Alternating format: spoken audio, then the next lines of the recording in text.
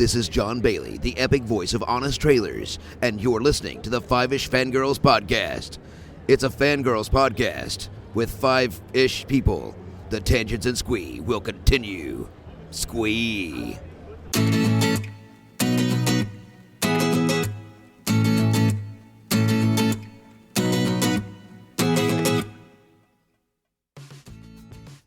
The tangents and squee continue all the way to episode 452 of the Five-ish Fangirls podcast. The bigger these numbers get, the harder it's going to be to wrap my lips around it, but oh well.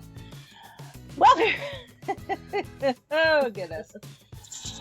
Oh, and appropriately enough, since we're now, it's March, it's Women's History Month, so hey, this quote works. Kingpin had his run. It's time for a queen!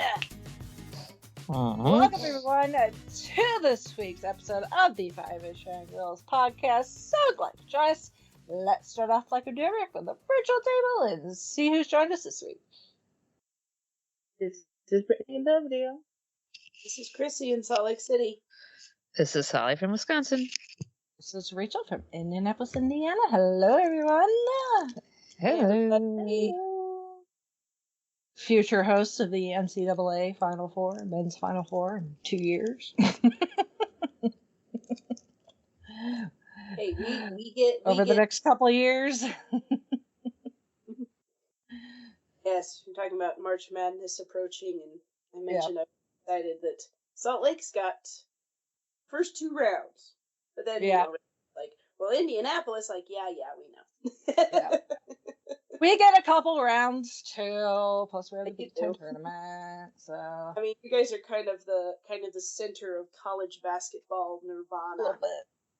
Yeah, like I said, the NCAA Hall of Fame is here. So when in Rome. Yep. Yeah. At least that should go slightly better than our hosting of speaking of the NBA All-Star Weekend. Which was held over the weekend of my birthday last month, and apparently it was a complete shit show. This is the thing about All-Star and All-Star stuff. I'll get on my soapbox a little bit here, and this goes for the Pro Bowl as well. Is like all these leagues. I mean, for these players, it is an honor to be named Pro Bowl, All-Star, what have you, and they deserve it, and they deserve to have something cool happen. The spectacle of it. I mean, because the game doesn't mean anything, and especially when you have your All-Star break in the middle of the season, and the fans are just kind of like, whatever. Like, this has no implications for the playoffs or anything else. So they've tried to come up with ways to make these things better and more televisable, and it just doesn't work. Mm-hmm. Why have a game at all? Just kind of say, when you announce the MVP or your coach of the year, whatever, just say, here, these are the guys, these are the players that we are naming to the All-Star, the Pro Bowl, our team. You guys get a cool you might get a bonus in your salary because you guys don't have enough money apparently, and we recognize you for your contributions, your this, your that, your other, and the end. Don't even do a game because the guys don't want to play the game because they don't want to risk injury, which I can completely understand. Mm-hmm. But they don't even try. And they just, I don't know. I mean, the NFL tried to do a flag football game one year, and that was kind of dumb. I don't know. It's I get it. You guys are all overly corporatized, but you really don't have to monetize everything. It's okay to not do that. So anyway, I love sports. I love watching competitions and whatnot. But it's the All-Star type of stuff. It's just nah, nix it. Just it's not worth it. Anyway, there's a break, but then your better players, if they get injured, you need them in the long run. Yeah, especially at least at the NFL. The All-Star game is after Yes. is in between the postseason and the Super Bowl, and only people who are not playing in the Super Bowl are eligible to go to the Pro Bowl. Yeah. Well, Well, you still get named to the Pro Bowl even if you are going to Super Bowl, but they used to do the Pro Bowl after the Super Bowl, which I think was a better idea because it's like you still want to honor all the players, but they're not going to show up if they're, like, we're going to play in the Super Bowl next week. I want to be, rested and ready for that. Mm-hmm. It's kind of a mess. I'm like, I get wanting to honor your players, your really good, exceptional players, and that kind of thing, but having them play in another game that doesn't mean anything, and they don't want to do it because they don't want to get hurt or they don't want to be worn out. It's like, come on, guys, this is dumb. Just you don't need the game. It's okay, but whatever. I mean, now the NFL's made like a big spectacle of the freaking combine, which was last week, which I guess was kind of a cool thing, but at the same time, it's like, we usually host that too. Yeah, Indy had that. There's some YouTubers I follow that got to go and show off, and I'm like, well, that's really cool for them, but at the same time, I'm like, I don't think we really need to watch all this because it's just. I mean, if you can get here, it's something to do. It's kind of cool that it's open to the public. I think. Okay, I've never been to it, but they had it all televised and clips on social media and stuff like. But from what I heard, if like you can watch these guys working out in person, like how fast they go, how far they can fall, all these things, like seeing it in person, that's cool.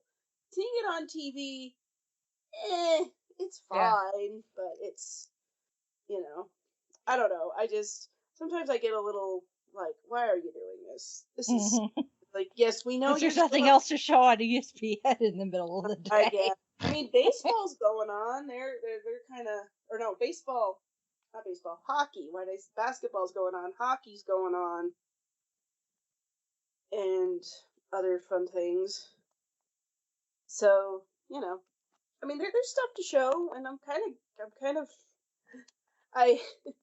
this is on a tangent, and this is kind of directed at Nick because every time I talk to him, he's like, so, kind of bring up, like, who's your hockey team? And I really haven't really picked one. But now that Arizona, they're kind of on the outs over there, and Salt Lake is kind of on the short list of places that they could relocate to.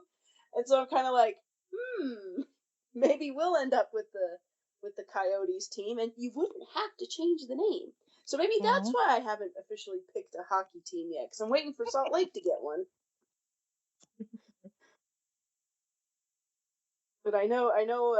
Well, there's an ownership group that's trying to get an NHL and a Major League Baseball team here, which I'd be okay with.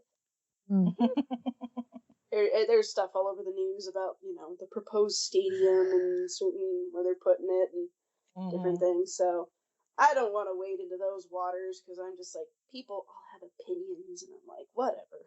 Just. Oh, what fun it is! Indeed. Indeed. Anyway, I guess we can shelve the sports ball talk and get on with our agenda, as it were. Yeah, not a whole lot in the way of news, although Indie PopCon coming up very quickly, end of next month, has been doing guest announcements. Except by the time we get to the event, we should have close to like 40 guests thereabouts. So, which, I mean, there's already a good number already announced, but if you're a fan of the CW Arrow Flash DC verse, and a fan especially of the Flash, and Arrow specifically, we're getting a number of the cast members, including Kayla Compton and Danielle Nicolette and Colton Haynes. And John Barrowman too, but yeah. Not that I really think about him when being part of the DC Arrowverse. He's Captain Jack Harkness. So, yep. Which, oh my goodness, I'm sure he'll talk about both. We are in. Yeah, I've. Oh, if I thought if y'all were there last year and you thought Rooker was a sight to behold, And you've had to see John Barrowman at a convention? Hold on to your hat. Brooker Wood is the appetizer. Yes. Cool. So this is going to be fun. Also, and I didn't put this in the show notes, I probably should have, FanX did put out their first round of guest announcements. Some of these I'm very familiar with, some I vaguely know. But starting from the top, there's Susan Sarandon, who has, been around forever. One Anthony Daniels, C-3PO. Oh, nice. Got him. Bonnie Wright, you may know her as Ginny Weasley from the Harry Potter movies. John Schneider, who he was back in the day was Dukes of Hazzard, but he also was Jonathan Kent in Smallville, which I've been watching on and off. It's really good. I love it. But then again, I really love the Superman mythos, lore, all that stuff. So anytime I get to enjoy that, that's great. Lana Parrilla, Regina Mills, the evil queen from Once Upon a Time, among other things. We got her there. Will Wheaton, everybody's favorite obnoxious Wesley. Wheaton. And then Randy Quaid, who Shitter's Full. Cousin Eddie himself, among other things. He was also in Independence Day. He was the Hey boys, I'm back. Yes. Which locally He must have gotten his tax issues straightened out. He's allowed back on American soil. Maybe. Yeah. Who knows? I was gonna say He was like he'd gone like to Canada or Europe or something and was like squatting somewhere because he had like outstanding taxes and he went someplace where they couldn't extradite him or something. So yeah, maybe this is part of his tax repayment plan. Maybe. I mean, you show up to these conventions, and I will say, Independence Day was filmed actually not that far from the town where I grew up. So, and in fact, what my 7th grade history teacher was actually an extra in the movie, and he's one of the guys at the beginning of the movie that they're all at that bar or that diner where they're all making fun of Randy Quaid's character for saying he saw aliens. So one of the guys sitting at the table just laughing at Randy Quaid, that was one of them's my 7th grade history teacher. Nice. Nice. So I was like, so Independence Day is kind of a we got a soft spot for that one. But yeah, so FanX has got some guests lined up and announced. So that's not till September, but yeah. And anyway, and then hold on, notes. I looked up those guest announcements. Loading. He's old. Yeah. Ah, yes. Thanks for cleaning that up, Rachel. So also, this is just today, first day it is available. Jared has the audiobook version of his first book, The Long Black.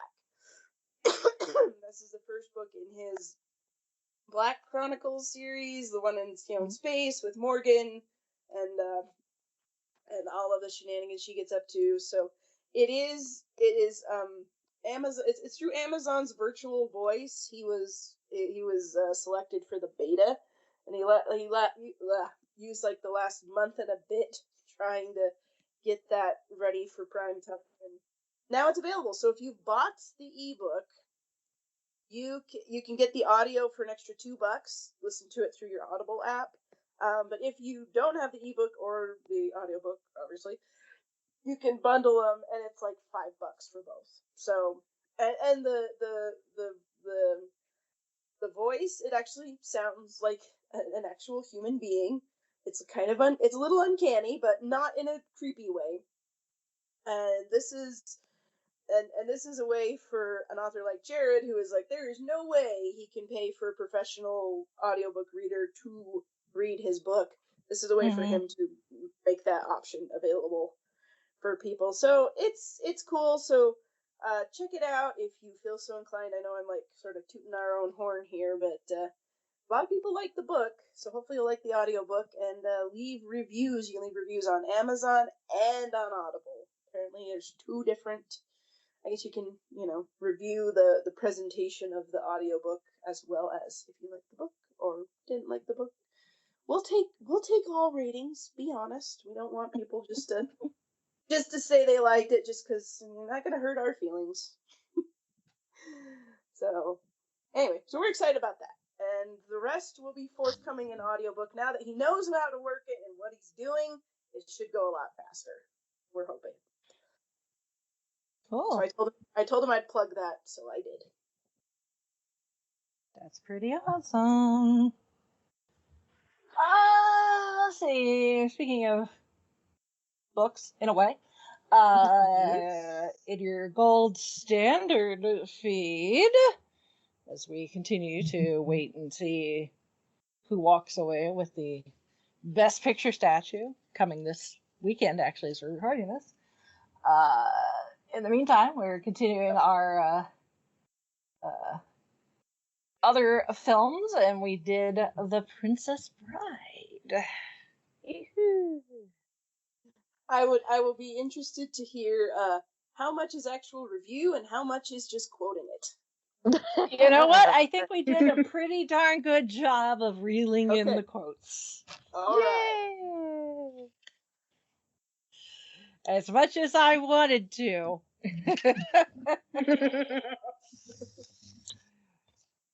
I restrained myself.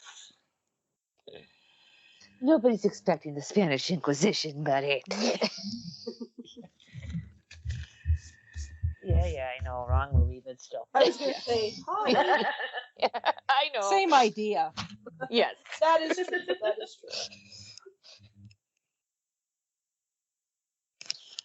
Yeah, so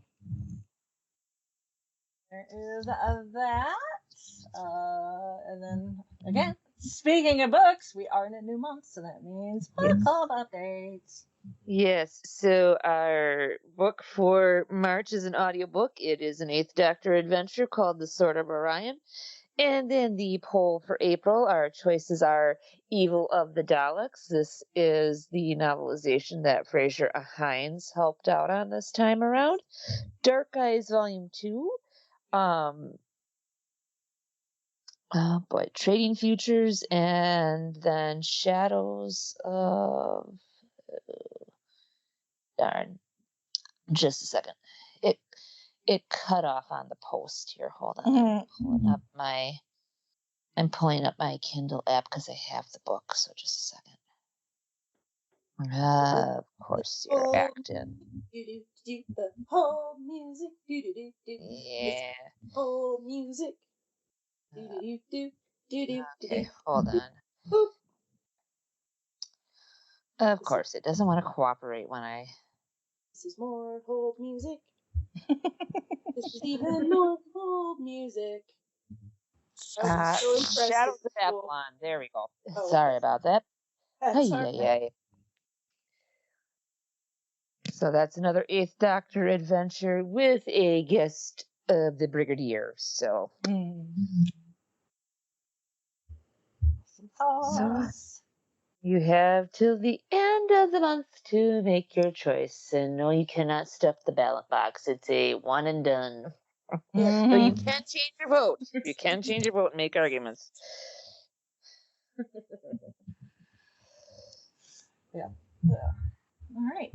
There's that. And then just a little bit of feedback from Shalane. She says, since we had a lot of news with Disney Marvel these past couple weeks, we'll probably learn something new at D23 and San Diego Comic-Con this year. Yeah, definitely. I'm sure that is what they are waiting for.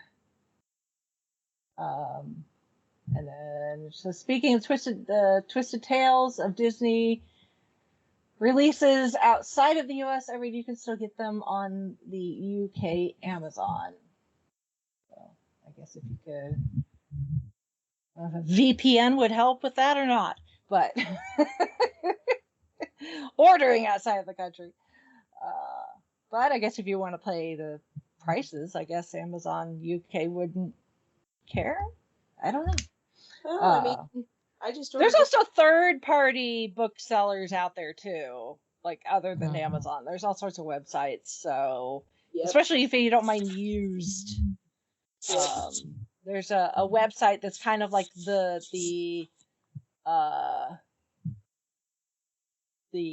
search engine just for books called Bookfinder. So you can always plug them in there, and it'll give you any and all websites that sell books, used and new, where it's available, and prices. So if you don't want to give big Amazon your money, there are other websites out there. You just gotta find them. So Bookfinder is a good resource for that. So indeed. Yep. That being said, I finally did check with my library on which ones they could get. Unfortunately, there's only like 3 or 4 that my library, even with the loan program, I could actually get. But I got the first one, so I got the Mulan one. There you go. What if Mulan had to travel to the underworld? So interesting. I look forward to reading it. That is all of Shalane's feedback. So thank you, Shalane. Yes, indeed. All right. Well, moving on to this week's main topic, we head back to the MCU with the really mini series, because it's only 5 episodes of Marvel's Echo, which is really the bridge between Hawkeye and Daredevil Born Again. Yes. So pretty much. Yeah. But this does give us more of Maya Lopez, who we were introduced to in Hawkeye. More of her story, and also continues the really reign of terror that is Wilson Fisk on anybody and everybody who crosses his path.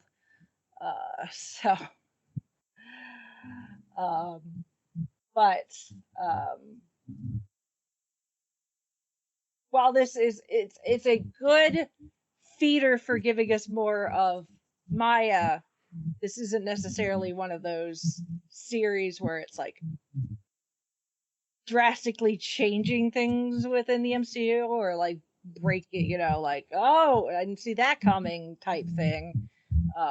It's really just a chance for Maya to move forward in her development as a character, so that when we do get to Daredevil Born Again, people in theory will be less confused about who Maya is. So that being said, I will give Disney / Marvel, whoever the powers that be, a lot of pats on the back.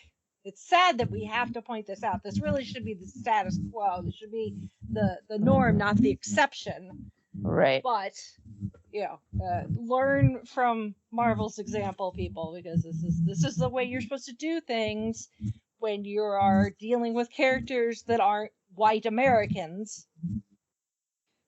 Is you go and talk to the people of the race or nationality or whatever that is being represented, and make sure that you are not doing them dirty. Exactly. In this case, we're talking about the Choctaw Nation, indigenous here to the U.S. And specifically because this is set in Oklahoma, they went and worked with the actual Choctaw Nation of Oklahoma. Because different states, even if they're part of the same nation, they can have variations depending on where they are in the country.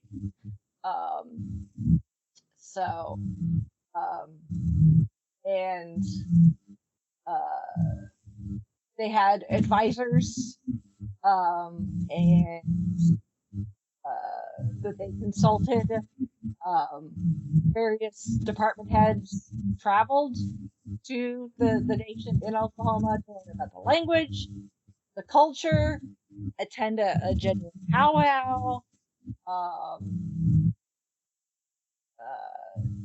As far as like the costume design for the series, that they collaborated alongside the Choctaw members. So they worked with a number of different tribal leaders and historians and actual artisans to make the costumes. Because Maya, she gets her Echo costume in the last episode. And it is very much a full of details and things that we may not recognize are important, but to the people that are being represented, they're going to see it and they're going to notice. And we should want them to be happy and pleased to see how they are being portrayed on something that's going to be viewed by millions of people.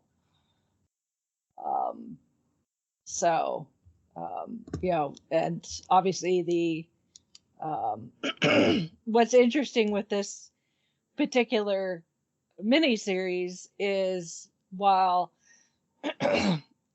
the Choctaw language obviously is very important for the characters that speak it, but also the use of American Sign Language because Maya is deaf, and making sure that is done properly. It helps that your lead actress is deaf and already uses ASL, so she knows what's up. But still, it's as someone supposedly, because unfortunately my mom tried to do as much genealogical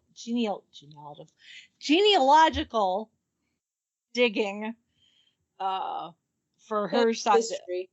Yeah, her side several years ago, and that meant going to Oklahoma actually. To dig as much as she could into both her parents' backgrounds. We hit a lot of dead ends. Supposedly on my grandmother's side, on my maternal grandmother's side, if you go back far enough, it's supposed to go into a couple of indigenous tribes. Mm-hmm. But, unfortunately, us as a country did the indigenous people dirty as well. So a lot of records don't exist anymore. If they existed in the first place, they got destroyed. Or stuff just got forgotten because people were taken, from the tribal lands and forced to assimilate into America. As I'm doing very sarcastic air quotes here, aka white America. I take my supposed heritage with a grain of salt, just because we've never been able to find actual proof. And the other thing too is you throw any amount of people, early European settlers come in and they get contact with the different tribes, and anytime you have a group of different people who are, as long as friendly toward each other, they're gonna intermarry, or they're gonna have kids. It is going to happen. So I mean, we've similarly we've had we've gone back and back. If your family goes back to several generations in the United States, and back far enough, you are probably there is probably some Native American tribal heritage there, one way or the other, just because people That's the way mingle. things work. Yes. Yep. There was a lot of that. Yeah. So, yeah. So, I mean, regardless of what my heritage may or may not be, I really appreciated the obvious care and attention that Marvel took when creating this. They recognized how much responsibility they had, and they knew that to screw it up would be just bad. If anything else, they're protecting the brand of Marvel, which if that's their motivation, fine, whatever. But you should do that with regardless of who you're talking about, or what group. I don't care if you're you come from north, south, east, or west. That ought to be a thing. You're right, Rachel. That really should be. That's called responsible storytelling. And, there are some places that it's narratively and socially a little more convenient to do than others. If we may say such, but yeah. So I really appreciate what they did, and I think it makes this series just even more, gives it even more depth and makes it more real. When we're get these stories about these Marvel characters, the ones they're calling the kind of the on the street characters, that they may have abilities, but they're not jetting off to space. They're not billionaires like Tony Stark. The ones that seem almost otherworldly. And then you've got your ones that, if you didn't know any better, you'd think they were just a regular everyday person. You'd think Jessica Jones is just a private eye with a drinking problem, which she is, but she could also like rip your heart out of your rib cage with her bare hands. So you think Matt Murdock is just a lawyer. He is, but he's a really good lawyer, but he could also kick your ass. Maya is one of those that's kind of under the radar as far as superheroes are concerned, but by being as authentic to the character's heritage, it makes her more real, and especially considering Maya is a comic book character. In the grand scheme of a lot of our others in the MCU, she is fairly new. She made her first appearance in 1999. Granted, it was December of 1999, but still, her first appearance was in Daredevil #9, which was December 1999, and she was actually created to kind of be the yin to Matt Murdock's yang, where obviously Matt is limited because he is blind and therefore has to compensate. Because Maya is deaf, she also must compensate.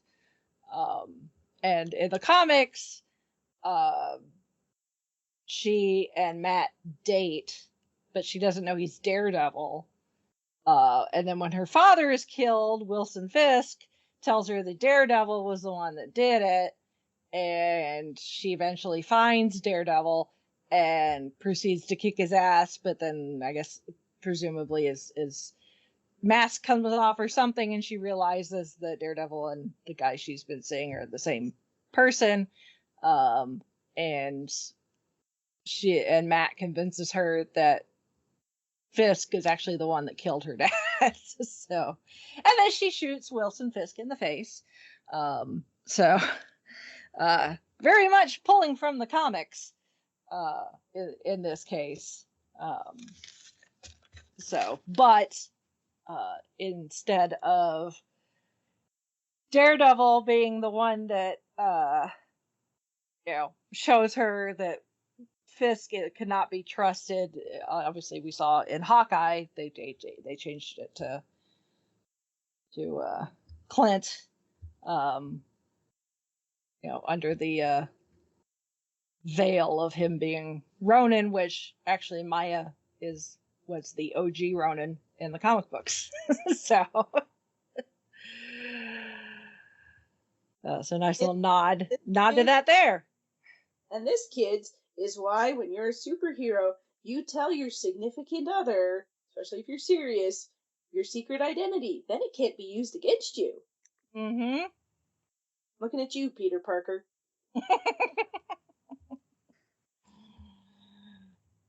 Yep. No, I'm still not over the ending of Spider-Man 1 from 2002. Even though that was resolved. But... Yeah. So this is the series takes place 5 months after the end of Hawkeye. Initially, Maya thinks that she managed to kill Fisk. I don't know how she thinks she managed to kill him by shooting him in the eye. Somehow, King Well, and then he is only temporarily blind in the one eye. In the comics, she blinds him in both eyes, and he actually ends up having to have reconstructive surgery for him to finally get his eyesight back. But in this case, will we ever know exactly how that shooting went down? Maybe, maybe not. Was she that bad of an aim, or hesitated at the last minute because this is the guy that helped raise her, or did he manage to move his head just the right amount so that it kind of more grazed and injured the eye instead of going right into his skull? Don't know. We may never know. It's just one of those things. It's just one of those things where you just with a few exceptions, nobody really dies in a comic book universe. So. But at this point, Maya thinks that she's killed him, and now she's gone off to her hometown in Oklahoma to take down the rest of his empire, and hopefully make sure that anyone that might be seeking revenge does not come after her. But we wouldn't have a series if that was the case. No, indeed. Nope. So, but what they do for this series, which is interesting to be able to give us the payoff in the final episode. The first episode really is a recap of Maya's bits in Hawkeye. And even some of the flashbacks we see in Hawkeye, we get again. With a little bit of new footage. So again, because Hawkeye was a while ago. What, 2 Christmases ago? So people may be a little rusty. So it does remind them of what exactly happened. And then from there on out, but we also get part of the episodes of each episode also is a historical, not necessarily flashback, but it's giving us historical context of Maya's legacy and everything that's leading up to her becoming Echo, essentially, becoming the not superhero, but the more empowered person, becoming more of herself, because she was young, and they were living there in Oklahoma with her mom and her dad and her grandmother and cousins and stuff, and she had a cousin that's about the same age who's her best friend, more like a sister, but her dad's gotten involved in some shady shit. And as a consequence of that, when she and her mom go to the store one evening to get ice cream, they're in a terrible car accident because the other side of the shady shit that her dad's involved in, the people that don't like the shady shit, or the enemies or whatever, cut the brakes on the car. Causing her mother to die in the accident and caused Maya to lose one of her legs. So that's how they fit in the having the amputated leg. Because Maya in the comics is not an amputee. She is deaf, but she's not an amputee. But Alaqua, who plays grown-up Maya, is deaf and an amputee. So they wrote that into that, built it into the story, as it were. And in a I like this little tidbit. It's like somebody figured out that I have no idea if this was a influence or not, or if it's just one of those things that just happens in Hollywood. But when we see young Maya,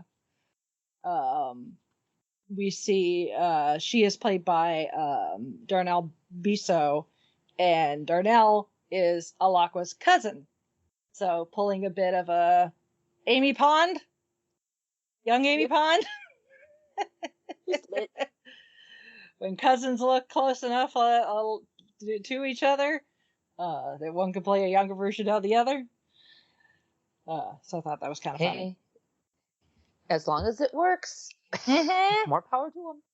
Yeah.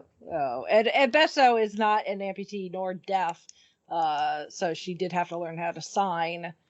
And then post car accident, they just do the amputated leg with special effects, so easy enough to do.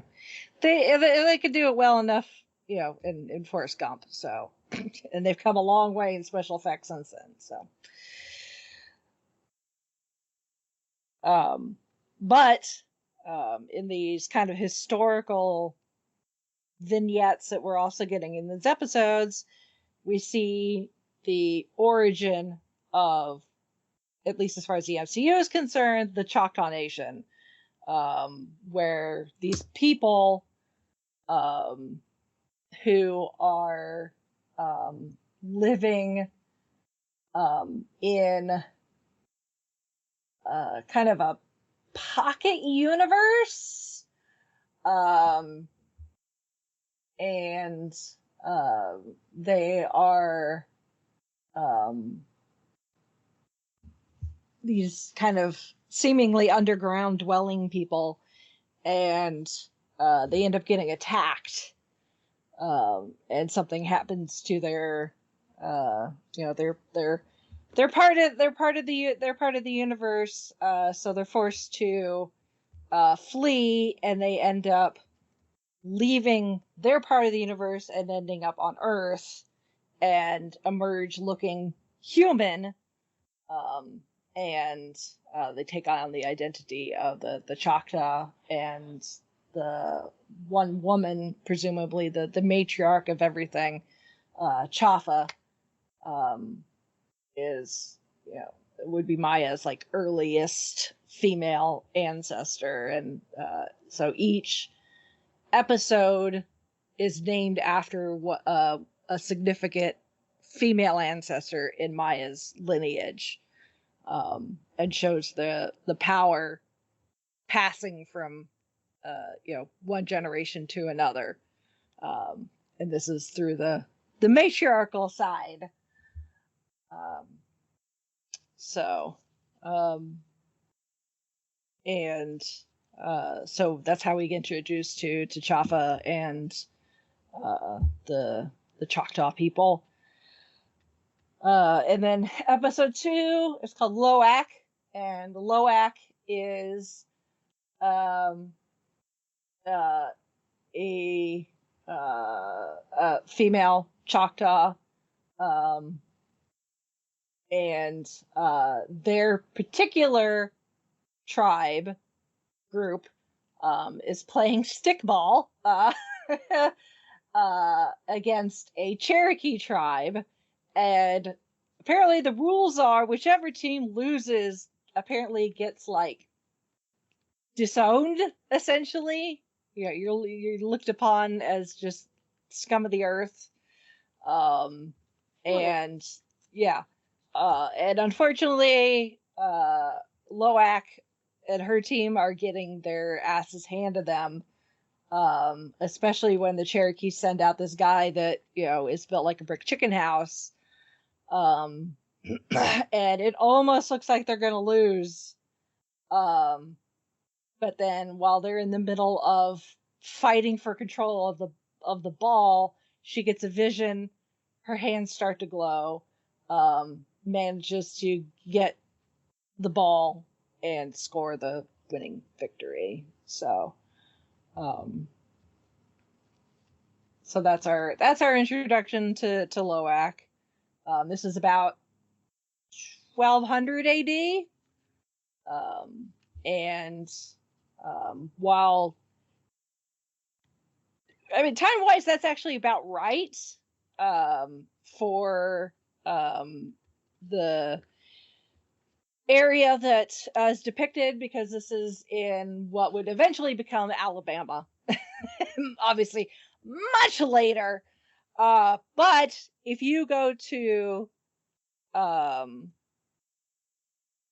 a site known as Moundville, which is just south of modern-day Tuscaloosa, there are earthen mounds that look very similar to the ones depicted in this historical vignette, and they are studied and recorded and watched after as a historical place by the University of Alabama, Roll Tide, and they date somewhere between 1000 and 1450 AD, so that fits right in. So we have mounds too, actually, here in Indiana. So they're kind of all over the place. So ours aren't connected to the Choctaw. I forget which peoples ours are connected to off the top of my head. I've never actually been there. I've known about it for like most of my entire life. It's set up as a national park, so I could go and visit it. I just never have. I probably should one of these days. While I'm still living here and it's convenient. So, but yeah. Meanwhile, in the modern day, Maya is doing her best to crumble the last of Fisk's empire, at least what is there in Oklahoma, because her uncle was part of it. So she decides that when a shipment of bang bang boom boom stuff, munitions, explodey bangies type stuff, is being brought in by train from New York. That she should sabotage it, but she needs help.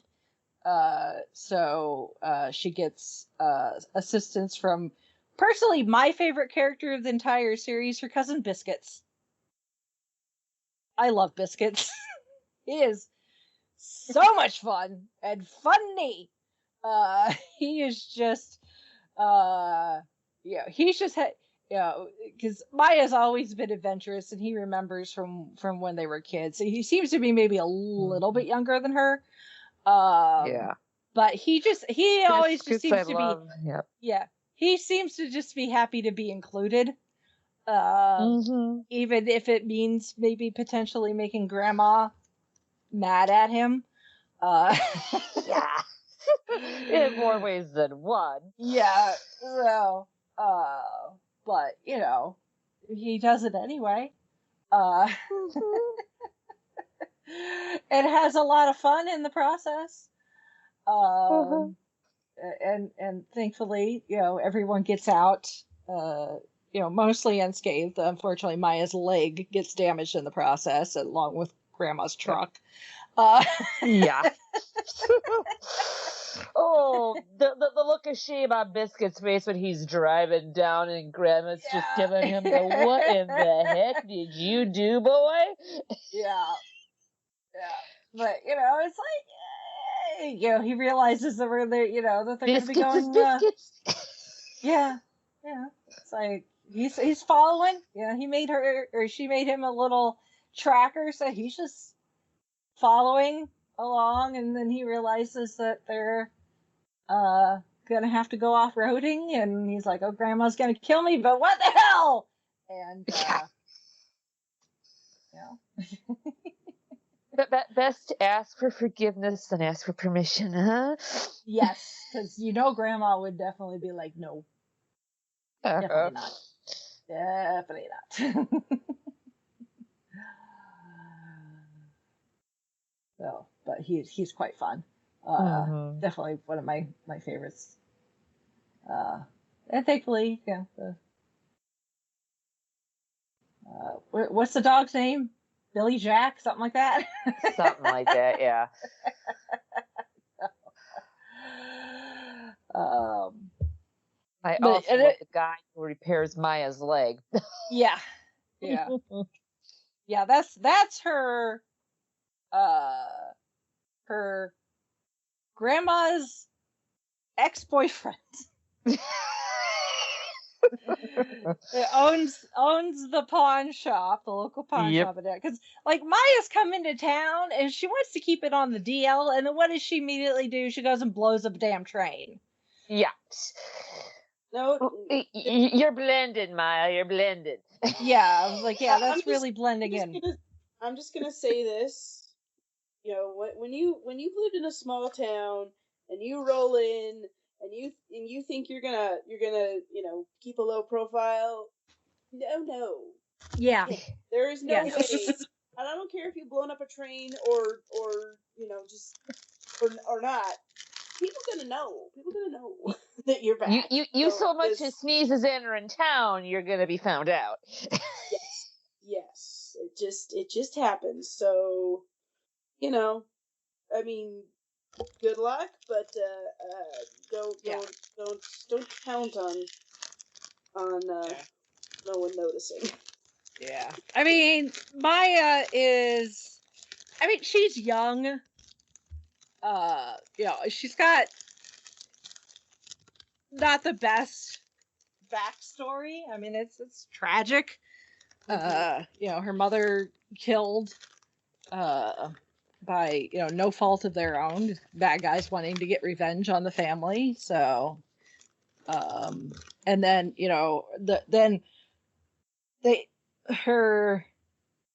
this close-knit family that she had before, once her mother gets killed, the family falls apart because her grandma, who was her mother's mother, blames Maya's father, and it's like, oh, I wish you never married my daughter in the first place, and just very, very angry. Definitely in the anger phase of grieving. Right. And so he takes Maya, and they pick up and move to New York, where he becomes part of the Tracksuit Mafia, Trustabro, as we saw in Hawkeye. And Hawkeye goes and does what he does, getting revenge, but it's Fisk that told Hawkeye where to find him in the first place. Because Wilson Fisk is formidable. Yeah, he is formidable, but he is royally screwed up in the head. And it's not necessarily his fault. Not that I'm like forgiving his actions, but we get some of his backstory in the Daredevil seasons. And then we for those that may be forgotten or whatever, they reiterate that in this, when Fisk is trying to bond with Maya, because now she doesn't have anybody once her father dies, because her father had worked for the Tracksuit Mafia, which was part of Fisk's empire. He feels compelled to take care of little Maya. But in Wilson Fisk's mind, taking care of small child means molding her into super weapon of his own design. That means sending. This is how you don't raise children. Yes. His own personal little killing machine. Exactly. Making sure that she gets the best education, she gets into martial arts and learns how to fight, and make sure that she's got the best prosthetic leg and all that stuff. And it exposes her to violence very early on, which we see in one of the later episodes when he beats up the ice cream vendor because the ice cream guy didn't know that Maya was deaf. Which you would think at some point early on, when it really, when the realization, whoever realized that Maya was deaf, probably at birth, they test for that sort of thing. Mm-hmm. And as soon as she started to learn sign language and how to communicate, that they would have come up with a way for her to let hearing people know that she is deaf. Most people, nowadays, like, they carry like a little card in their pocket. I know when I've had patrons at the library come who are deaf, they will ask, pen and paper, or we'll find a way to communicate, or they can read lips, that kind of thing. They we figure it out. We make a workaround. But it's like, yeah. But most people, especially if it's a stranger, you've never known them, never interacted before, they have a way. They make sure they know how, they have a way to communicate that so that you all can all talk to each other. Yeah, but they never seem to do that with Maya. Like, we see, school age Maya in class, not realizing, like, the teacher's giving instructions. And it's like, you would say, I get wanting to send her to a school with hearing kids, but don't send her to school with hearing kids and not have the tools, or at least tell the damn teacher. Right. Hey, your student's deaf. That is just bizarre. Like, no, you know. There are ways to communicate. It seems like people are kind of dropping the ball a little when it comes to making sure that Maya has as smooth an upbringing as possible. It's like we want her to be our mighty ultimate weapon, but helping her navigate life with her limitations and trying to help her smooth things over with other people that she's going to encounter. Nah, we're not going to do that. Just make sure you know how to kill people. That's what's important. Good job. Yeah. Good job. I mean, and it's not it like the most blatantly obvious. Yeah. Like sign of that, or example of that, is when Fisk is finally released from the hospital and he's come to Oklahoma to see Maya, because in his crazy mind they're still family and could still have a relationship, but he's never bothered to learn ASL. He had an interpreter that followed him around whenever he was with Maya until reached a certain point where as he brought Maya into the shadier side of Fisk Industries, that the interpreter knew too much and had her killed. But that's hopeful. Yeah. So when he's released from the hospital after Maya shot him in the face, he goes all the way to Oklahoma, finds Maya, gives her this contact lens that when she has it in her eye, he can speak and it'll augment hands signing in front of him for her. And when she signs, he's got an earpiece that will take what she is signing and interpret it into English in his ear. Because that was easier to do than learn freaking ASL. That's what I'm like, wait a minute. Because he did the thing that was going to make it easiest for him. Not for Maya. I mean, you can't even learn how to sign the freaking alphabet, at least. At least. I mean, yeah. Oh my gosh, yeah. Yeah, it just goes to show just how out of touch he is. Yeah. Out of touch with Fisk is when it comes to interpersonal relationships. Or he wants to show off like, I got people who can make technology and it's expensive and flashy and awesome. Yeah, I mean this definitely seems like something that like either Tony Stark or some, Riri or Shuri would invent, because there might be extreme circumstances where that kind of technology would come in handy. But here he is saying, I understand why you did what you did, but I still consider you family. And if you come back to New York, we can start over and be happy again.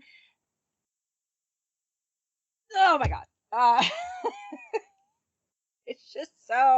It's so like, he's so contradictory, because he says one thing, but his actions always say something completely opposite. So here's your sign. Yeah, and it's part of the reason why he's such a compelling villain, because you just don't know what and when he's going to go off. He's like a grenade where somebody's pulled the pin, but you don't know what the timing mechanism was set on. No. So, and he grew up with an abusive father, which that sucks. He constantly would spend his time hiding in his own bedroom, just staring at the wall while his father beat the shit out of his mother. And eventually it became too much, and he finally, because his father was always demeaning to him and, telling him he's not a real man and all that macho bullshit. But eventually Wilson, as a kid, when he's like 12 or something, finally musters up enough courage and beats his father to death with a hammer. Therefore, saving his mother from further beatings, which is great, but that that did something to it. It's like now it's like now he's tasted blood. He knows what it's like to kill a person, and now he's made him feel powerful, and now he spent the rest of his life chasing that high from power that he got in that first moment, which is, and it he claims that family is everything to him, but obviously that's not the case, because then he wouldn't do things like try to kill his adopted niece because she doesn't want to be his little pawn anymore. She may not minded when she was a kid, like when he killed the ice cream man, and she's like, "Oh, I'm gonna kick him too." Like he's beating this guy, and he's like getting, Wilson Fisk. A lot of times he wears white, like some villains do, and he's getting blood all over himself, and then he's calling whoever, and he's like, "Yeah, I'm gonna need like a new vest." I'm like, "Dude, you're gonna need a whole new suit. You are covered in blood." Is it? I don't want her to see me, and then he turns and looks, and oh, hi, there she is. Where'd you come from? Yeah, the car where you left her. Wondering what the hell was going on. Somewhere there's a therapist. Look into him. Somewhere there's a therapist who's going to make a crap ton of money. Gonna make the bank. This situation. Yeah. Yep. So, but yeah, it's just like, so, yeah. So yeah, when so while Maya is being reunited with the man that she thought she killed, we are introduced to Tuklo. So this is the late 1800s, and Tuklo is learning to shoot, shotgun, with her father. Her father is a light horseman, which was the name given by the 5 civilized tribes of the U.S. to their mounted police force. Which, unfortunately, those groups disbanded in the late 19th century. So that would have been the late 1800s.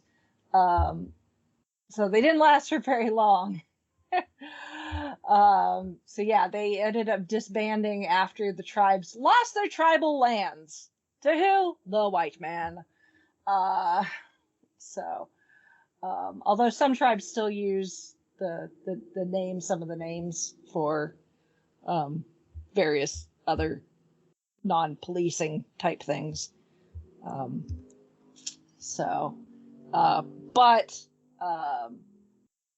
Tuklo wants to become a light horseman, and she's a really good shot. And her dad's like, "No, you can learn to shoot because that's important. Out here in the wild, wild west, if you get attacked by a bear or something, you should be able to protect yourself. But no, light horseman, that's only for the men." And of course she's like, "Oh darn!" And then her dad goes off to do his light horseman job, to try and take round up some criminals, and him and his other men get ambushed by the criminals, but she hears it and goes off and saves her dad and the rest of the light horsemen by being a crack shot, and shows her dad and the other men that gender means diddly squat in this case. What is it that Éowyn said in Lord of the Rings? The women of this country long ago, or no, how to go? The women of the country learned long ago that those who do not wield swords can still die by them? Yes. Pretty much. The principle applies here. Yeah. Yeah. So we get one more historical vignette to young Maya.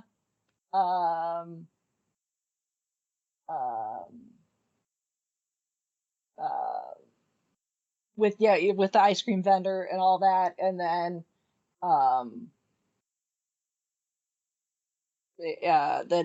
we see her growing up and becoming trained and molded by Fisk, and then he's like, okay, time to bring you into the real stuff, and he's gonna send her on her first mission, but he has to kill the translator first, so because the translator knows too much. And then we actually see that mission, that very first mission she does for Fisk, all the way back in the first episode, where she and a couple other guys are going to take down some guys that are giving information to Fisk's enemies or something. Something that Fisk thinks is worth beating up and or killing people for. Who knows? Maybe they looked at him funny crossing the street. With Fisk, it's hard to tell. Wouldn't be surprised. Yeah. But in the process, they find that they get themselves into the secret lair, and start fighting, and this is where Maya kills her first person. But Maya's mission gets interrupted by Matt Murdock, aka Daredevil. So Maya and Daredevil fight, and she doesn't get the complete crap beat out of her, which Fisk is impressed with. Because usually Daredevil takes out all of his men fairly easily. So, but it was nice to see. It was nice to see Charlie again, even if it was just for a little bit. They were good. I guess there was going to be way more of Daredevil in this, but when they decided to there were some issues with the production of Daredevil Born Again, and when that got sidetracked, that threw off everything. So you basically have to start from scratch with that. Yeah. Yeah, they kind of did. They kind of scrapped everything, brought in a whole new writing team and in everything. So, but because of that, I'm sure for continuity reasons, to make things less confusing, with any of the changes that are occurring with Daredevil Born Again, they cut Charlie's stuff down to just this one kind of cameo. But still, nice to see him. Always a good time to see Charlie. But yeah. But yeah. So, but now we're back in the present, and Fisk is trying to convince Maya to come back to New York with him. He's communicating with the stupid, contact lens thing. And she ends up finally going to see her grandmother, Chula, and Chula, Maya had a vision of their ancestors, and Chula ended up having the same vision. And then Chula tells her the story of what occurred while she was giving birth to Maya's mother, and how there were complications, and if she was going to die giving birth to this child, she essentially wanted to do it in the presence of their ancestors. So she left the hospital and went with some other women of the tribe and proceeded to give birth out in the middle of the woods, far away from any medical care. Okay, yeah. No. Yeah. No, Yeah. no, no, You no, do you, no, boo-boo. no. Yeah. Uh-uh. But apparently she had these visions of the ancestors, and they helped her through it. And obviously she lived, and Maya's mother, Taloa, lived. So everything worked out. In that case, Only in movies. Only in movies. yes. Oh yeah, only in movies, only in comic books. Yeah. As someone who did have some complications with a pregnancy, you know, giving the birth and whatnot, I was very, very glad to be in a hospital with all manner of modern medical, yes, Science, Yeah. technology. Technology. Yeah. sterile equipment, competent Yeah. medical professionals. Thank you. Yeah. And that's all I will say about that. Yeah. Fair enough. I've never given birth, but I had a gallbladder taken out, and I definitely appreciated the medical assistance there. So, Oh, I bet. yeah. So, so Maya and her grandmother kind of mend fences. Kind of, sort of. And Maya goes to confront Fisk at his hotel with a gun. He's like, "What are you gonna do? Kill me again?" Don't tempt her. I'm going to come back with the power of plot armor. And he reveals that he is the one responsible for her father being killed, just like he killed his own father. He's even kept the hammer that he used as a reminder. And yeah, he's like, if you gotta shoot me, shoot me. And of course, she can't do it. And he's like, the offer, New York, still stands. If you wanna come join the fun. And then he finds out that she's left to go somewhere, but obviously not with him, which pisses him off because, again, Fisk is a landmine or grenade or whatever. And in retaliation, he kidnaps her grandmother and her best friend, the cousin from when they were kids. And she finds out from Biscuits and realizes that shit's going down at the powwow. And not just with Fisk himself, but a bunch of his goons have come to the grounds where they are holding their annual powwow ceremony, get together, and Maya manages to sneak in with the other costumed individuals because her grandmother made her what is going to be presumably Echo's outfit for the foreseeable future. And after she has a vision of her mother, letting her know that she's stronger than she thinks, and she's got the power of her ancestors behind her, and all that, kind of building up the hero so that they can go do the hero thing. And then all shit breaks loose. So Fisk's men get taken out between her uncle and her grandmother's ex-boyfriend, who is very handy. He doesn't just run a pawn shop, but he's very handy. He ends up not only repairing Maya's leg, but improving it for her so that she's not going into this final confrontation, in with any sort of handicap, literal and figurative. And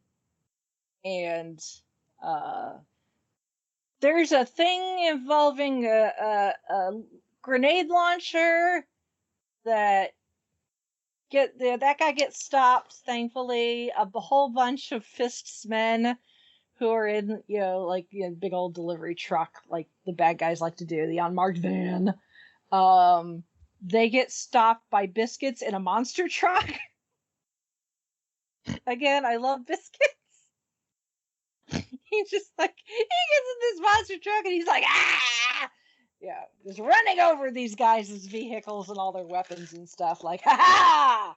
Biscuits is here to save the day, and I'm here for it. But then Maya, through the encouragement from her grandmother and the vision of her mother, taps into the spirits of her ancestors, and specifically the women that we've been introduced to in these episodes, and is able to tap into the power that they have. Her mom was a healer. Her mom did have power, but she used it as a healer. But she's able to tap into, Chafa's, warrior abilities, Loax, like athleticism from the stickball game, Tuklo's sharpshooting, and her mother's just kind of empathy, and is able to actually share that power temporarily with her grandmother and her cousin, and they're able to take out all the guys that are holding them hostage. And then Maya specifically taps into her mother's like empathetic abilities and forces Fisk to go back to that time when he killed his father, hoping like she's trying to do like crash course like psychology EMDR or something, and thinking maybe that if he can let go of this pain, maybe he won't be such of a bastard. Which, I mean, nice try, Maya. I appreciate the effort. Unfortunately, it doesn't work. It does change Fisk a bit, but it doesn't like cure him of the trauma and everything that he suffered as a kid. That's not something. Even if her abilities could do that, I don't think that's something that could be done in one like session. It's probably something that would require multiple interventions to see if they get anywhere. Would be my guess. But he does allow Maya and her family to go, and he's like, the cops are coming. I'm getting the hell out of here. Bye. Forget I ever saw you. We don't know each other. So then, Maya and her family are reconnected as best they can. They're not as fractured as they were when she was a little girl and her grandmother was upset with everything. And then we get the mid-credit scene of Fisk on the plane on his private jet, headed back to New York, watching the news and seeing that they're talking about the New York City mayoral race, and that there aren't really any good contenders, and somebody really should step up to the plate, who would actually be a good mayor leader for New York City. And Fisk gets this look on his eyes like, politics. That could be an idea. Well, they're all corrupt bastards anyway, so he fit right in. Yeah. And Mayor Fisk is a well-known comic book story, and that's essentially going to be the plot for Daredevil Born Again is Mayor Fisk. But yeah, I like what they did for having this be Maya's ability, because in the comics she's called Echo because she's more of in the comics her abilities are more like Taskmaster, if you remember from the Black Widow movie. Mhm. who, once they see somebody do something, they can replicate it. It is That's a less draining version of Rogue in some ways. yeah. And I mean, and in the comics, it's not just fighting that Maya is able to like observe pretty much anybody doing anything and can perfectly do it, even if it's something that like she becomes like an Olympic level athlete. She becomes like a concert pianist along with some other instruments, which considering she's deaf, more power to her. She can, and she doesn't have to watch the person in it, like the person doing their thing in person. She can do it off of video. So she learns how to like shoot like Bullseye and Hawkeye just from watching video of the two of them. So while it's a good ability, we've already seen that with Taskmaster, and that worked for Black Widow because the widows are, as Natasha says, in the first Avengers, she's got a very specific skill set, and to have someone that can copy that makes the Black Widow less formidable if you can match them blow for blow. In this case, the idea of Echo and what her mother, the vision of her mother, is the abilities and power of your ancestors echoes through time to you and through her. So it's a bit more mystical in that way, but I like it. I like that, like, she's tapping into abilities from, her ancestors and tap into their strengths and utilize them as their own, kind of like in Everything Everywhere All at Once, in a way where they can tap into the abilities of them from another universe. And in this case, Maya's not tapping into other hers, but her ancestors. But it's kind of the same idea. And I think that's really cool. And I think that's a very interesting take on Maya Lopez and her abilities, and making it more tied to her ancestry and her lineage. And that's obviously something that we similar but not quite the same when we talk about What If Season 2 with our indigenous character there, where it's kind of this mystical ability, although her power comes from the Tesseract in theory. So but the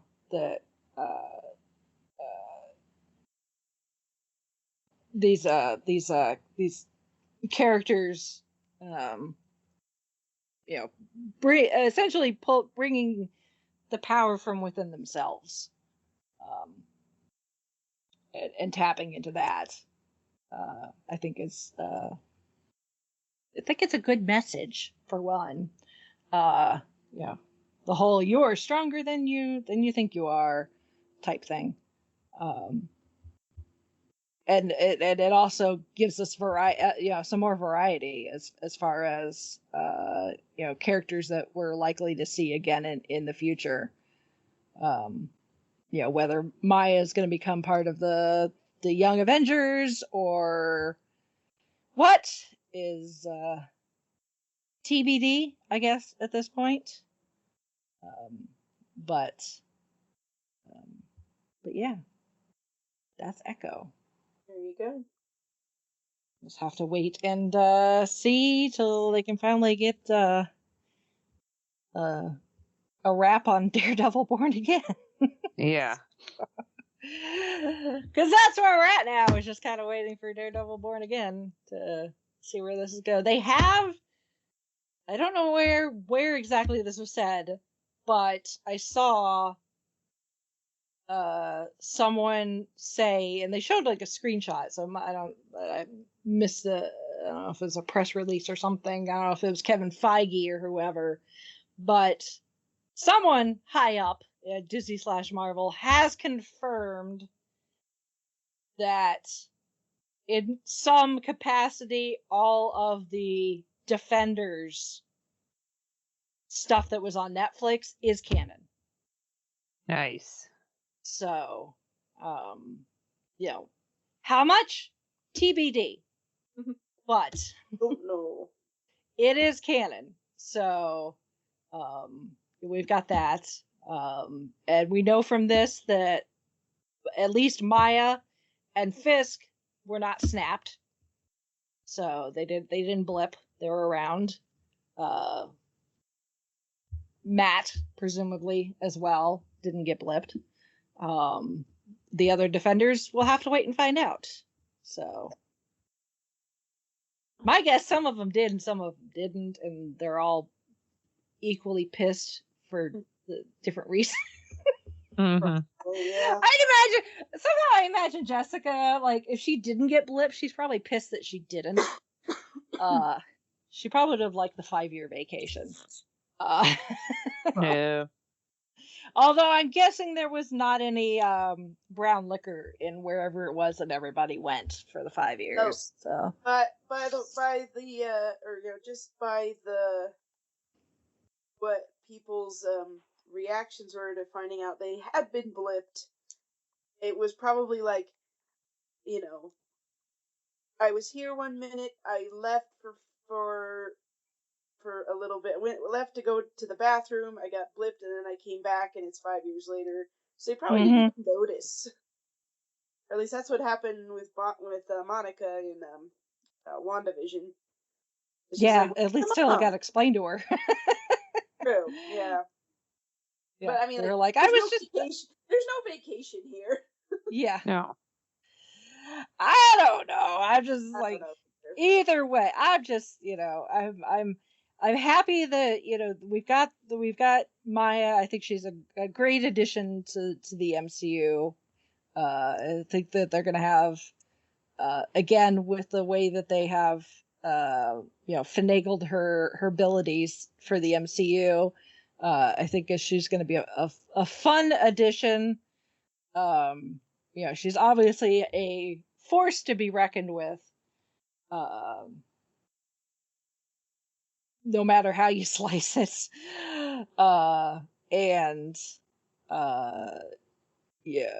Bring on Daredevil Born Again and Mayor Fisk, and I want Jessica Jones back.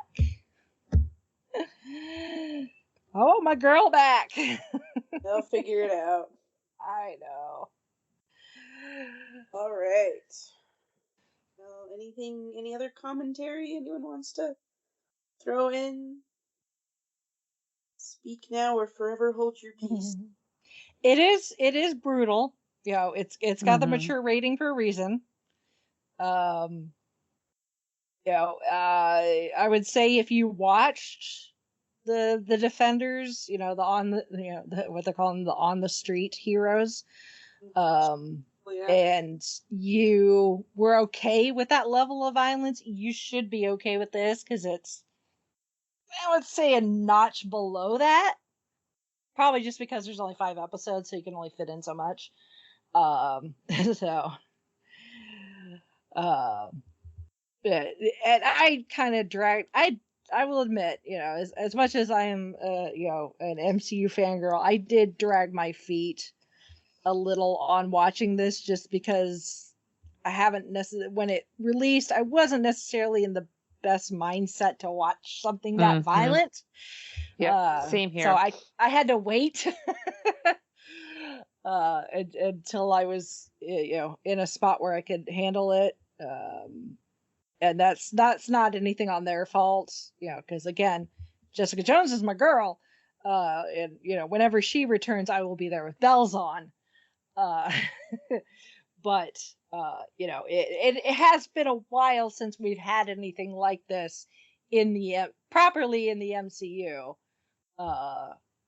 Obviously, we've got Deadpool coming. So, we're gonna have to get used to a slightly bloodier, slightly more violent at least corner of the MCU, because of these guys and Deadpool and maybe some of the X-Men too. Depending on how Deadpool 3 pans out, what happens there. So, but it's still not like Game of Thrones bloody or violent. So, like, Game of Thrones is like really up there when it comes to blood and violence. So, but if you were able to watch Daredevil and Luke Cage and all of that, and you were okay with that level of violence, then you should be okay with this. So yeah. So just know that for sure, and know what your limits are, and act accordingly. So there you go. Well, if any of our listeners have watched Echo or just want to comment on anything that we've talked about recently or today or whatever, send us some feedback if you feel so inclined. Our email address is fiveishfangirls@gmail.com. You can also visit our website, which is the5ishfangirls.com. You can leave comments there. We have our show notes. We have links to, all of our social media where you can leave comments or, check up on the news and goings on and all of our sort of fandoms of what we're doing and stuff like that. You could also have a YouTube channel where sometimes we'll post a few little extra tidbits that don't make it onto the podcast or not really conducive to audio only. We also have, like I said, we're everywhere you can find podcasts, so don't worry about looking for us. Or if we're not on where you like to listen, we're there. We're probably pretty much there. We're everywhere. And you could also, if you can and if you would like to, you can support us through Patreon, or our merch shop is also an option, and that just helps us keep the podcast, keep the costs down. I mean, there are some with publishing a podcast. It happens. So, but we're very appreciative of however you decide to support and interact with us.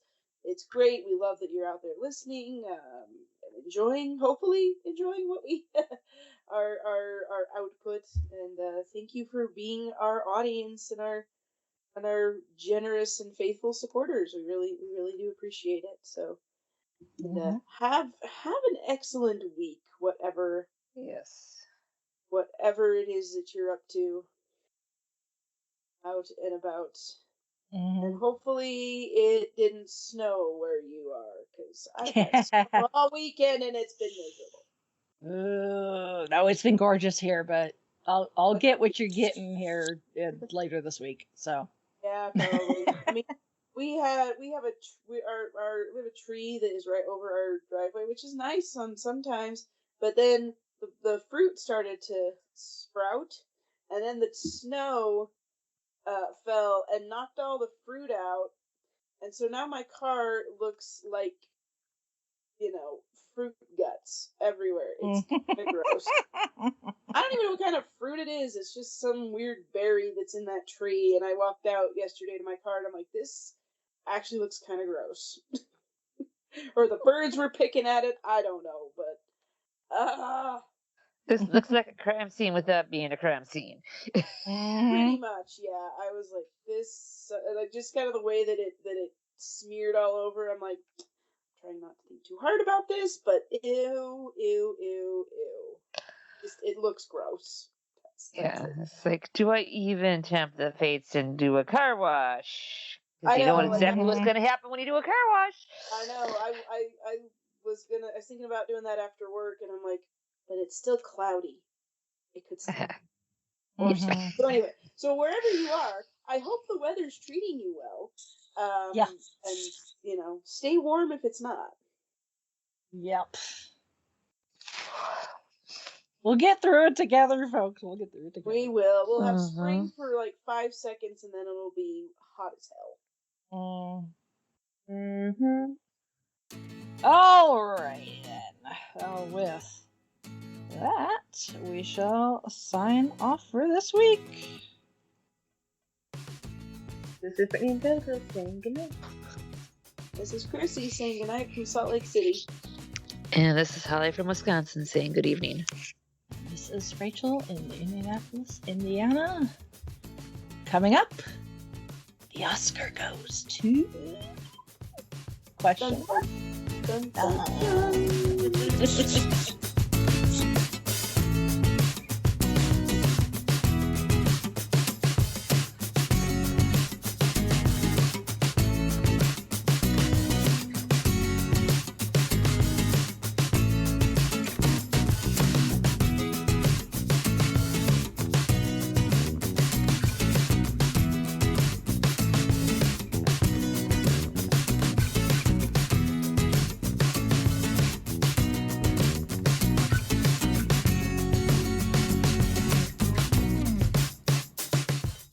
Thank you, our Five-ish fam, for joining us on this week's geeky journey.